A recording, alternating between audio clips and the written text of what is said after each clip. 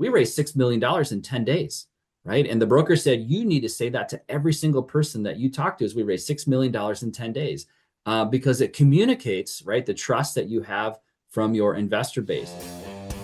Hello and welcome to Pillars of Wealth Creation, where we talk about creating financial success with a special focus on business and real estate. I'm your host, Todd Dexheimer. Now, let's get to it. Hey, welcome back to the show. I'm your host, Todd Dexheimer. With me, I got Drew Whitson with Endurus Capital. Drew, how are you doing today? Hey, Todd, doing well. Thanks for having me on again. Yeah, awesome. I'm sure most of you know Drew, but Drew is one of my partners at Endurus Capital. We've been doing deals together since, 2018, 2019, somewhere around there. Yep, right and Endurus now is with Matt, Drew, and myself. So, Drew, I wanted to bring you on. Well, first of all, you're just a wealth of knowledge, so I wanted to bring you on for that. But second of all, I want to talk about what we did with Endurus. We brought property management in-house. And so Matt Bronner, who recently was on the show talking about it, transitioned into more of that role of the business, and you transitioned into the acquisition side of the business. And now you've done a lot of work with a lot of these brokers already. So you already had, a lot of experience with it. And of course when you've got plenty of acquisition experience, but it's kind of new change of role for you. So I want to bring you on, talk about what's going on in the market as far as acquisition side and just kind of what you're seeing, what we're looking for. So maybe just give our listeners a brief overview of kind of what you've been doing over the last what's that been, like 6 months or so for that transition? Yeah. So it's thanks, Todd. I appreciate the chance to sort of talk about this and sort of share with everyone who listens and has been following the story of Endurus Capital has been rolling out and growing. It's been fun to kind of jump back into the acquisitions mode. All of us, you, me, and Matt have all sort of independently been doing this for a long time. And when you own a company, you're starting up a company and you're growing, and everyone kind of wears a little bit of we all kind of do a little bit of everything, right? So it's nice to have some of us that are focused on one thing or another. And that's just one of the joys of being an entrepreneur, right? Some days you get to do the fun, exciting acquisition stuff. Some days the floors need to be swept, right? And it's your company, so you do it, right? No matter what it is. So for me, it's been fun to jump back into the acquisition mode after a couple of years of sort of being sort of tertiary to that, and so supporting Matt. Well, when we first started to working with each other, I mean, I remember I would call a broker, you're calling the broker, Matt's calling, we're all calling the same broker. We're all asking for the same deals and trying to build these relationships. And it's just like, what do we do? What are we doing? So when we were like officially like, we're continuing to do deals together, like, all right, let's break this out here because it doesn't make sense. Yeah, just one point of contact, right? The question is like, okay, who's actually in charge over there? Like, how do we actually direct people towards the right line of communication? So that's been always a challenge, right? Because you and I are the same sort of coming up in this business where we controlled everything, right? And so it's hard to sort of let some things go and be like, okay, I just got to let someone else take care of that. They will respond to that email. They will follow up with that, right? We're going to rely on them to sort of come through on this aspect of a transaction or managing the portfolio. And I think we've sort of grown into that as well. I think we've done a good job evolving, and we always help in, right? Even right now, we're in the middle of acquiring another asset here in the Louisville market, and we're all pretty much involved, right? There's sort of a point person, but we all sort of are moving in lockstep together, which has been a fun thing to see the company kind of evolve that way. And I think it gives us better momentum and experience to sort of continue to build relationships with brokers, relationships with lenders, right? Relationships with other vendors and partners as they sort of see our company maturing and coalescing around a more unified approach, unified message, more organizationally more efficient. So that's really been a sort of a great experience of having the company evolve. Yeah, definitely. All right. So we purchased Regency Park since you were kind of transitioning. That was really the reason for the transition is this Regency Park, and it's located in the Twin Cities, and we decided we're managing that in-house, and we're going to start to manage more and more of our properties in-house. really just to control efficiencies, to be able to control operations. Nobody's going to manage it as good as you. Well, you have the potential to manage it better than everybody else. I shouldn't say nobody's going Yeah. to, if you do a bad job, you're still going to not manage it better. We're the most incentivized to manage it as Yeah, best as possible, right? Exactly. there you Yep, go. that's right. Yeah, and that Um, really came out of, I mean, I know your listeners probably know the story, but we already owned a property across the street, a 54 unit that we were self-managing. So when we bought this property in September, it made sense just to continue to expand our self-management footprint. And so that created just a lot of efficiency. So as that property came into our portfolio, that really Matt Bronner really needed more time and focus. So he shifted out of kind of being the acquisitions person. Our acquisitions analyst, director of acquisitions, Zach Heiding, is still sort of the tip of the spear, and we've been sort of pushing him out a little bit more. And I can talk about some of the ways that we've been really getting him out in front of some of these acquisition conversations as well. But yeah, that allowed me to sort of step back in and kind of reconnect to some of the brokers. And the market is shifting at the same time. So I think from that standpoint, I think it made sense to sort of have that kind of that reset and allow us to create some more momentum here on the acquisitions front. what was your biggest challenge, Drew, to like in this transition, getting back into acquisitions? What was your biggest challenge? Was it building those relationships back up with the brokers? Was it what was it?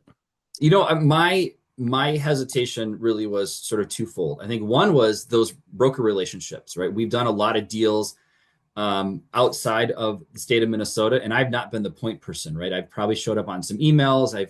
I probably have traveled the least to those locations, so I have the least amount of face time. So I was a little hesitant about sort of having to restart some of those relationships. One of the things that I found that I was really happy about was that I got to borrow the credibility and experience of the Endurus Capital brand, right? And it was a very easy handoff when Matt Bronner, he said, "Hey, Drew Whitson's going to be now managing this relationship." It was a very easy transition. I didn't have to sort of reset everything because they knew who Endurus Capital was. Matt sort of was able to do a great handoff, and our director of acquisition, Zach Heiding, who continues to add more responsibility and visibility for our company, has sort of been able to kind of lead that charge as well.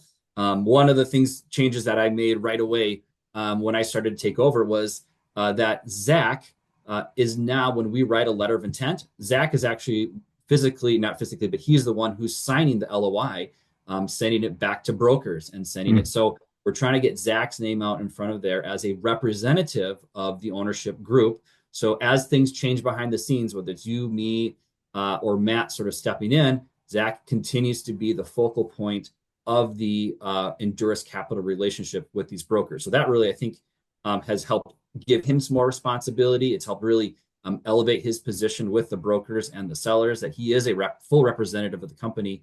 He doesn't rely on me or Todd or Matt to sign the things. He can act on our behalf. Yeah, I think that's really important to be able to have that allowed for the smooth transition. So it just allows for, I mean, it's, and I think as the company grows, when a broker sees that, certainly you need to still have that relationship with the broker. That's really important. But when they see that you've got a team behind you, that adds more credibility. So when you've got a guy like Zach that can make the decisions, that can put the LOI, sign the LOI, send the LOI, do all that kind of stuff behind the scenes without you, or at least it looks like, at least without you, that adds credibility to not only to Zach, but I think to our company as well. Yeah, I mean, it's the power of your brand, right? It's the power of the consistency in the brand, which goes to how the company acts and behaves in transactions, that how we build relationships, how we represent our company, even sort of digitally, right? We have a good, consistent website that communicates the things, and our marketing, our pitch decks, sort of really keeping that brand management consistent, and that it means something. And as we continue to get more cycles and transactions in the markets that we want to continue to expand in, managing that brand is really an important aspect, right? And I think we've certainly come to appreciate that as we rolled out Endurus Capital as a brand entity, and continue to expand that with even our investor base, right? Having, recently we got some investors together And it was great to sort of remind them, hey, this is an Endurus Capital, to sort of continue to connect the relationships with them to the company and to the brand. Yeah. Yeah.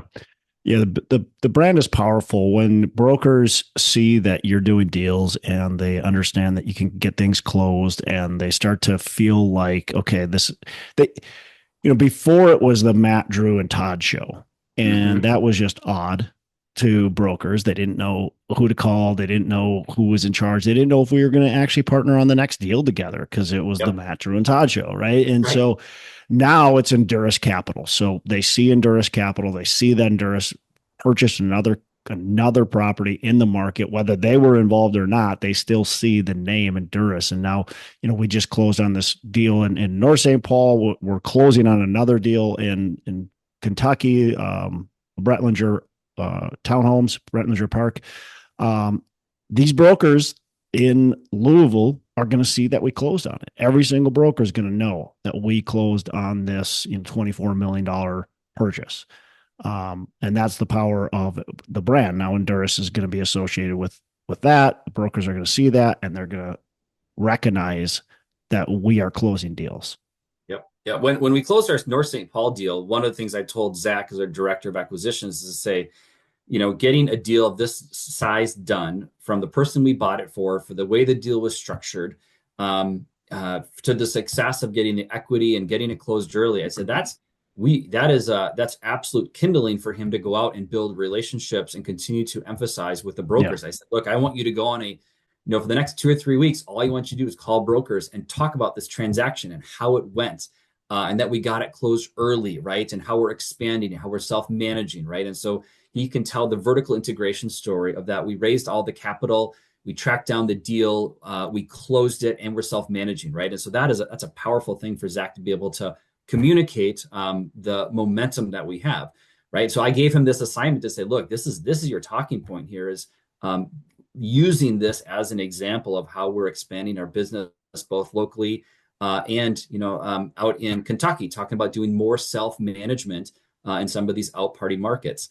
And so that's what he really can do to separate ourselves, right? To be that trusted, reliable buyer, right, of assets, and that they want to work with us on both sides of the transaction, right? We're going to represent both buyers today and sellers as a seller tomorrow, right? And so that's been a good exercise for us. And I think Todd, you and I have talked about this. I think in 2025, we've done so many great things. I think we just need to monetize some of that brand, right? Get it out digitally, tell these stories. I think there's so many things that companies like us wish they could say we've already done. We just got to get the stories out there, get the content, right? And really just spend some time thinking about how do we communicate this into the investor market, right? And get credit for all this great work we've done. So I think there's some really easy things we can do in 2025 that will help us communicate that. And that's kind of part of our goal setting here. I liked your podcast a couple weeks ago where you talked about sort of between Christmas and New Year's is a great time for goal setting,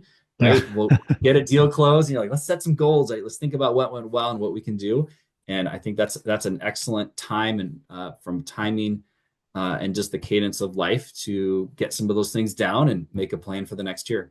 Yeah, nobody wants to set up a bunch of meetings between Christmas and New Year's. And so it's a great time to be, just head down and working on the little minutia, the things that you just kind of just ignore every day because you're so busy in the weeds, right? Yeah, and we'll do the same thing with this Brettlinger, right?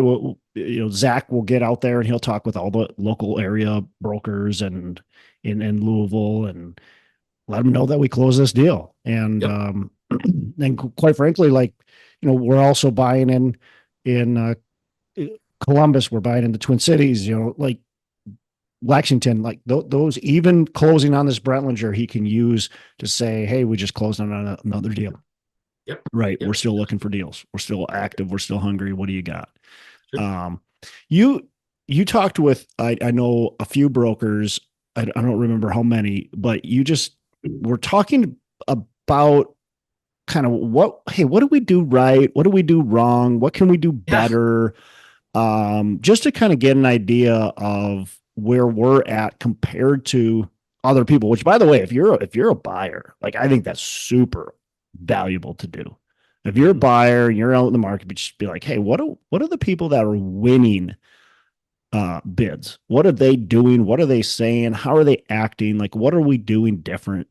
What did you learn from that? Well, a couple things, right? One is you're so siloed in your own company. It's great to sort of take a step back with someone that you can trust and say, "Hey, give us some feedback. Like, what are the things we're doing well? What can we do better?" I think one of the things that we don't do consistently enough is what we've already kind of talked about is like really be great at self promotion, right? Really be good at having a great online presence to sort of talk about the sort of the punchline of when we raised our deal in North St. Paul, we closed in September, we raised $6 million in 10 days, right? And the broker said, you need to say that to every single person that you talk to as we raised $6 million in 10 days, because it communicates, right, the trust that you have from your investor base. It communicates that as a buyer, right, if you're a seller and you're looking at your prospective buyers, right? You're going to go with the group that you know can close and has the experience, right? And so Yeah. really doing a little bit of that, really just thoughtful, intentional self-promotion, right? Really being good at making sure people know what your story is, right? Because there's a lot of noise. You got to tell people and remind them very consistently over and over again who you are, what you do, what you've done, what you're good at, right? And why you're going to be a good partner. So I think that was a really good kind of a good thing for us to step back and say, and that kind of drove my conversation with Zach is to say, look, when you talk to these brokers, and you can talk about this, let's have a couple of key talking points, right? And so we talk through, here's 3 bullet points. I want you to tell them multiple times, right? And in a couple of months, I know you told them, but they've forgotten it. So you're going to tell them again, right? And sort of really be consistent about sharing that great news story about why what we're doing is great, and that helps separate us. So that was something that was really good that I think was helped drive some of those conversations the last few months. Yeah. One of the things I thought it was kind of funny, but also true. And I understand. And one of the brokers said, well, don't be so negative when you're on these tours. And one of the things Yep. that you tend to do is you see this stuff that's wrong and you just do like, but the broker Right. sees it too. So, Yep. and I think that was valuable advice. Like go on these tours, be excited, be, realistic, but be excited about the deal and like point out the good things too. Don't just point out the bad things because we want to see that you're an actual buyer and we don't want to have you come to every deal and point out everything that's wrong. We know Right. what's wrong. And so you go there, go, hey, we like this deal. This is why. And yeah, you can go ahead and say, hey, it looks like there's going to be, significant capex that we have to, tackle. So we have to put that in our underwriting model. Like that's just fine. But maybe don't point out the little details to them because they already know, like they don't Yeah, care. it's not like buying a used car, right? Where you go Yeah, meet someone, look at a used car, and if you yeah, point out every little nick and ding and scratch, maybe you'll get another discount, right. right? I don't think it works that way. So I think you're right. I think it's about being positive. It's about enthusiasm. It's about making sure that they know that you know what you're talking about, right? As well, right? And it's just being someone that they want to transact with. Yep. I think it's always an encouraging thing. Yeah, it's not that you can't point out anything, but especially if you see something big, like, hey, do you know what's going on with the roof up there? You see that kind of weird, a bump that's going on. Did the seller say anything to you about that? Do you know what's happening there? Like, Yep. so go ahead and point some things out, but maybe do it Yeah. tactfully.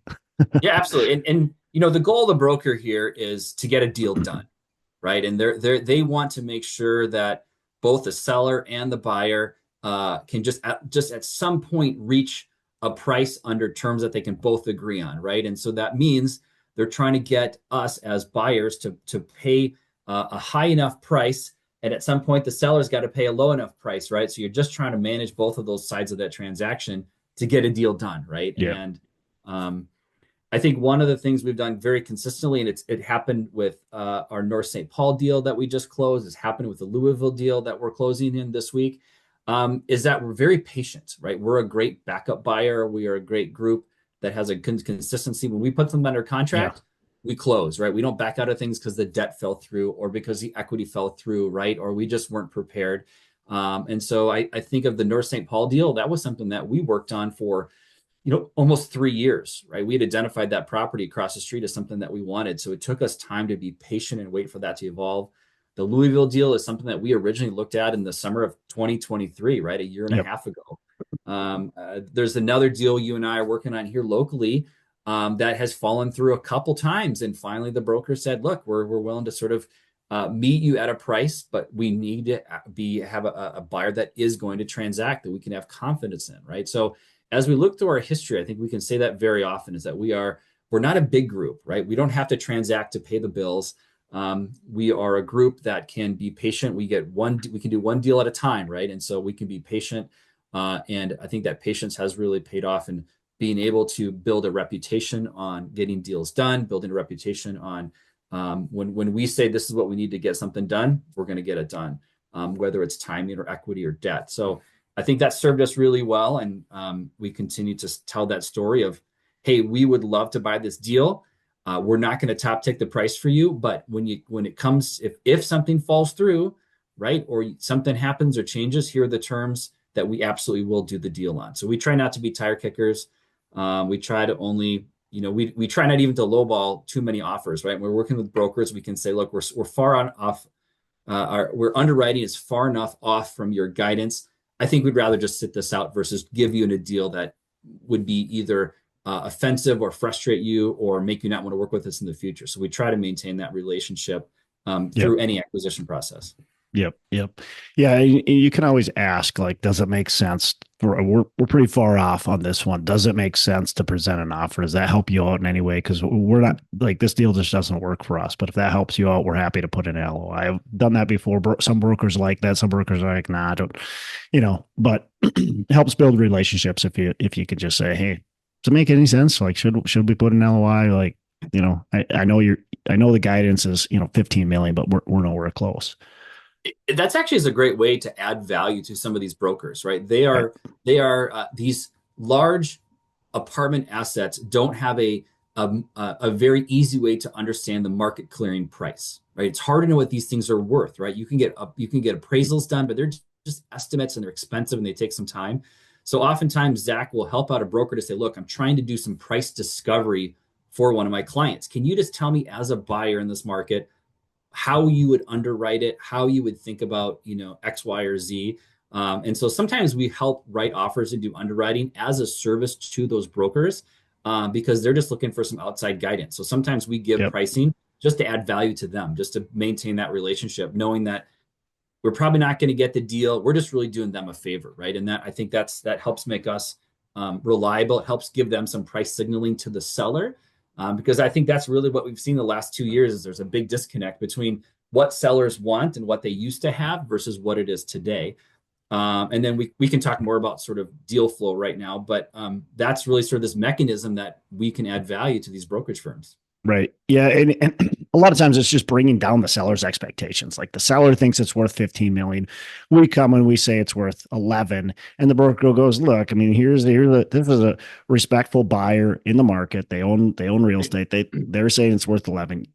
It's not worth 15, guys. Like, I think I can push you, and I think I can get, 12.5, but you got to meet me. I think I might be able to get 13, but we're not getting 15, right? You can see this. You can see this already. Let's talk about deal flow. What's going on in the market? We have had a really slow time from basically 2013. It seemed like it just shut off completely as interest rates skyrocketed, as inflation skyrocketed. The deal stops, and so now fast forward, we're very end of 2024. This might even be released in 2025, early part of 2025. So, what are we seeing here? Yeah. So really what the market waits for is for risk to reduce, right? And right now we're seeing a lot of elements of risk in the broader market start to reduce. And there's a lot of signs that 2025 is going to be a big year. And so when I talk about risk reduction, I talk about broader unknowns that drive macroeconomic trends, right? Political trends. If you are a large multifamily seller, it takes months and months to transact some of these things, from the underwriting to the marketing to the closing. And if you were in 2022 and 2023, you had this big shift in rates that went up, right? So prices had to adjust. A lot of sellers didn't want to sell because prices went down. You get into 2024, the risk now is what does the political environment start to look like, right? And even as far as this past summer, right, as you got through both the Republican and the Democrat conventions, you saw that, from futures markets to political Yeah. polls, things were pretty tight, right? There were people that it could have gone either way. It was 50-50. And it really wasn't until the last couple of weeks where things started to break. So if you are thinking about making a major financial transaction, you're going to wait until the political risk evaporates, right? You're going to wait until after November 4th. And then once you get through November 4th, you had well, what if the election gets contested, and then you run into Thanksgiving and Christmas, right? And so from a lot of different lenses, right, from a political risk standpoint, the market needs to know what's going to happen and who's in charge, right? And I think we can make money no matter who's in charge, right? But we need to know who's going to be in charge and what's going to happen. So you think at the back half of 2024 as a very quiet time for anyone really. If you don't have to sell, you're probably not going to transact in the end of 2024. You're going to wait till 2025. The second thing that's also really driving it is while there was this big ramp up in rates in 2022, people keep thinking there's this big ramp down in rates in 2024 and 2025. Today's, December 19th. On the 18th of December, Powell said, you know what, we're going to slow down the rates, and the market made a shift. And so while that's not, it's not what a lot of sellers had hoped for, but what it does is it decreases the likelihood that there's going to be a lot of rate movement. And now as buyers and sellers, the debt market can set to, hey, what do we actually think is going to happen? So I doubt there's going to be more volatility, right? And reducing volatility is the Less same volatility. as risk, yeah.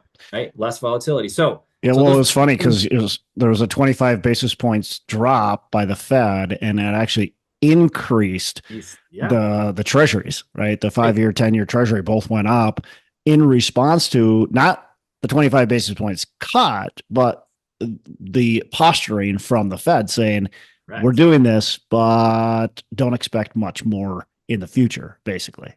So from the market standpoint, that's actually a great signal, right? It means we know where rates are probably going to land. Yeah, right? And we know they're going to hover where they're at.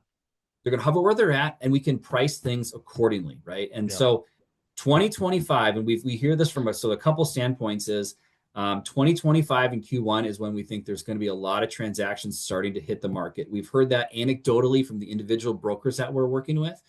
We've heard that sort of broadly from some of the big apartment conventions. It really sounds like there's a lot of activity, people gearing up towards sort of those January real estate conventions. So I think we're really going to see a lot of volume start to hit the market here in 2025. And maybe the pricing isn't going to be where it was in 2022 or 2021, but at least it will be at a market clearing price where buyers and sellers say we are in a more stable environment. We know where rates are and where they're going to be. So it allows us to assess the risk and assess the price of these assets, and things are going to start to transact. So we're really looking forward to sort of seeing what hits the market and seeing if that transaction velocity starts to grow. Yeah. When there's so much volatility in these rates, so especially you had sellers that are seeing the headlines. Or first of all, most of these sellers, they bought the properties a long time ago, which maybe not even that long ago. So if you bought it in 2020, 2021, 2022, you're likely selling for a loss.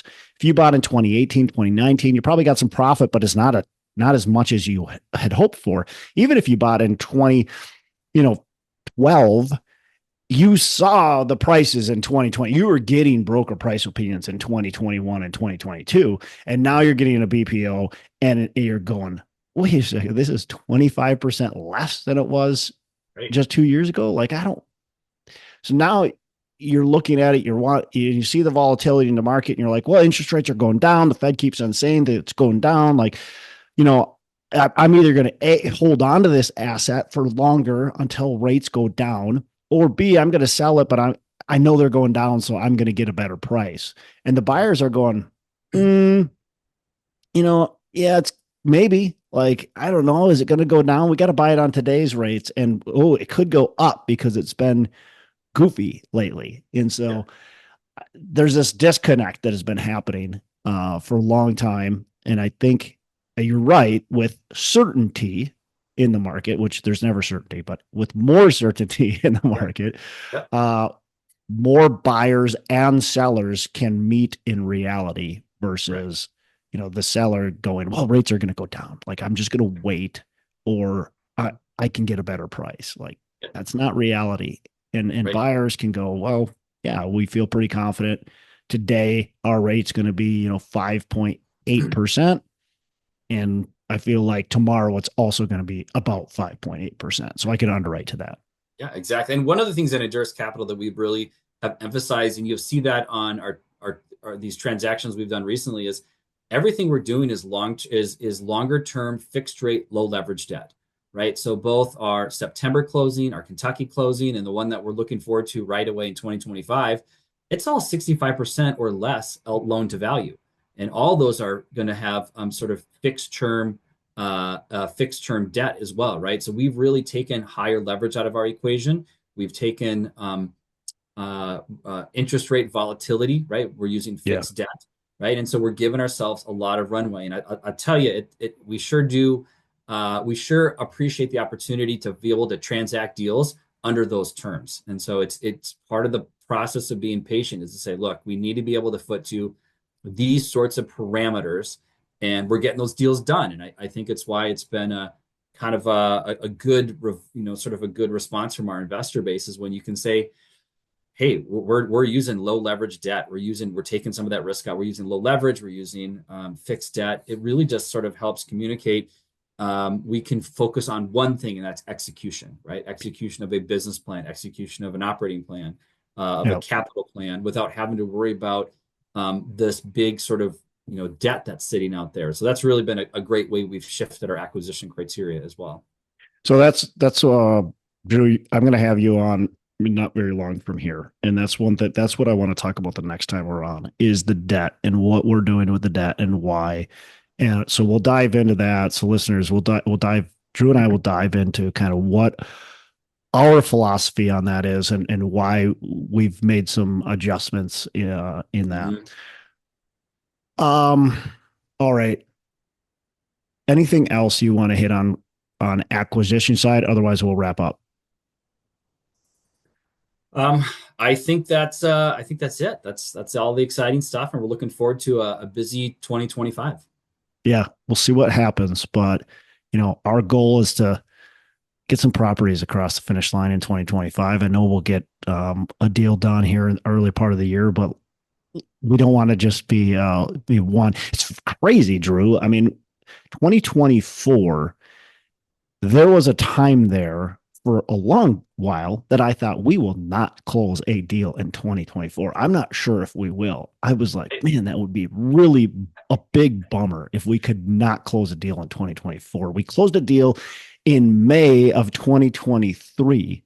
And I was like, are we really going to go over a year and a half before we close our next deal? And I was, quite frankly, I was prepared to, because the deals had to work.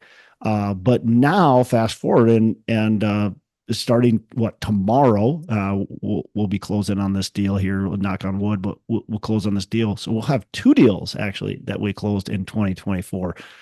So that's kind of exciting. So we're looking forward to 2025 too, to see what happens. Yeah, it's gonna be great. All right, man. Well, I really appreciate you joining us, and you have a fantastic rest of the day. Great. Thanks, Todd. Hey, thanks so much for listening. I appreciate you being a loyal listener. I would love to have you go on to our Facebook page and subscribe, give us a thumbs up, go on to iTunes or wherever you listen and give us a rating and review. Don't forget to subscribe. Your rating and review just helps us push this out to more and more people and continue to grow our audience, and hopefully positively affect a ton of people out there that really need this and want this. So the other thing I've got for you is a free ebook on my website. So go on to venturedproperties.com, and download our free ebook on real estate and on syndication. And I've got some data points in there, some really good stuff for you. So I'd love to have you take a look at that. It's free. I'm not expecting anything from it. And also, look, if you want some help in multifamily, want some help learning, growing, getting your business off the ground, I would love to talk to you about what it would look like to work with me potentially and see if that's a good fit. So you can go to coachwithdex.com and check that out. And we can definitely have a call.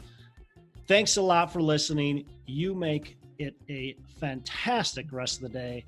I'll catch you on the next episode.